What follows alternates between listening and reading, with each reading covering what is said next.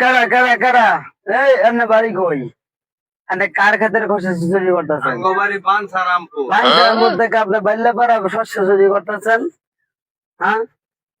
আরে বাড়ি কই একটা শশা লইছি মুরব্বী হয়ে গেছেন 75 বছর বয়স হয়ে গেছে আপনার স্বভাব চুরি যায় নাই একটা শশা লইছি ভাই আমার একটা চুরি আপনি কয়ে নিছেন এতলা রে ভাই নেই এতটা আমার কাকা ওই যে দাঁড়ায় রয়েছে এই জায়গায়